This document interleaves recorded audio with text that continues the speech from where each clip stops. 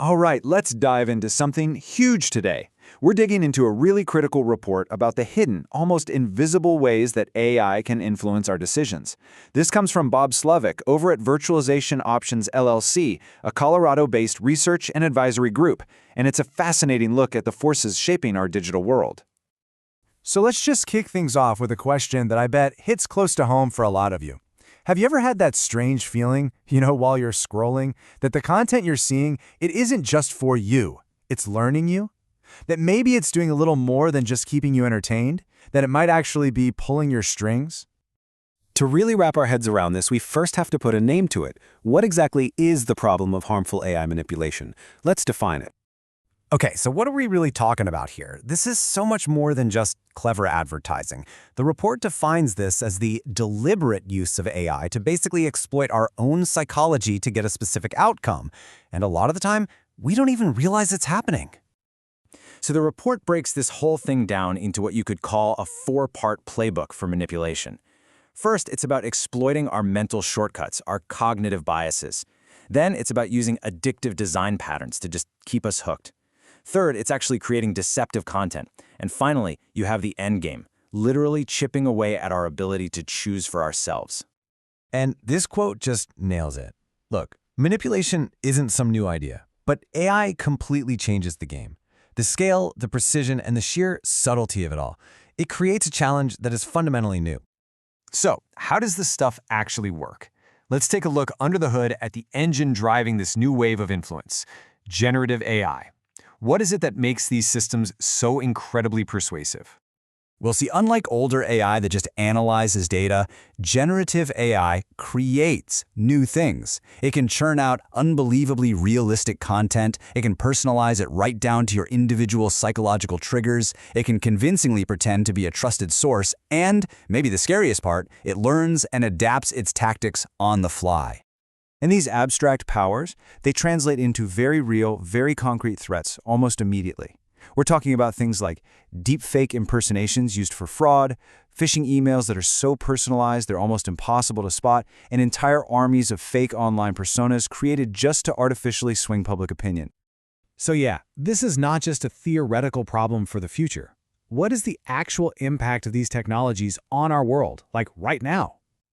The crucial point here is the sheer scale of the threat. The report from Virtualization Options lays it out in stark numbers. In just the last year, AI-powered cyberattacks grew by a staggering 340%. The volume isn't just growing, it is absolutely exploding. And here's the other side of that coin. While the attacks are exploding, our ability to actually defend against them is struggling to keep up.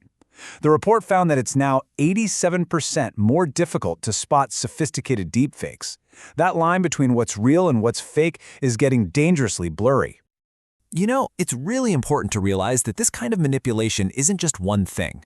It really exists on a whole spectrum. On one end, you've got the more subtle nudges, platform designs that exploit our emotions just to keep us scrolling. But on the other end, it gets truly malicious, with things like weaponized deepfakes for blackmail and super adaptive phishing campaigns for massive fraud. And the stakes here, well, they just couldn't be higher.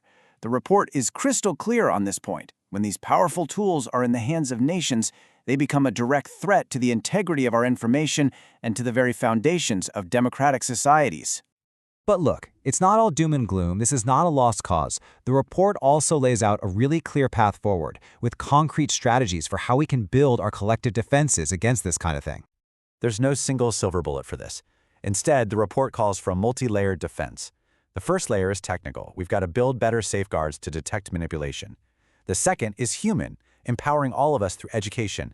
And the third is foundational, baking ethics into AI design right from the very start. And a huge part of this defense, it really rests on us. Empowering people through education is absolutely key. That means understanding what AI can and can't do, learning to spot the telltale signs of synthetic content, and, maybe most importantly, just practicing a healthy dose of critical thinking with any information we come across. So where do we go from here? As we look ahead, how can we make sure we're steering this incredible technology in a positive direction? And for all these risks we've talked about, we just can't lose sight of the immense potential for good. The report also shines a light on these huge opportunities for positive impact. everything from boosting our own creativity to providing personalized support in healthcare and education. So the path forward isn't about slamming the brakes on innovation. Not at all. It's about finding that critical balance, pushing the tech forward while building strong protections that guide its development toward things that actually help us, that promote human welfare and our own autonomy. And this brings up a really subtle but super important idea. Influence by itself isn't necessarily bad. The real question is, who or what does that influence serve? The ultimate goal has to be making sure that AI serves human welfare, that it respects our dignity, and that it preserves our freedom to choose.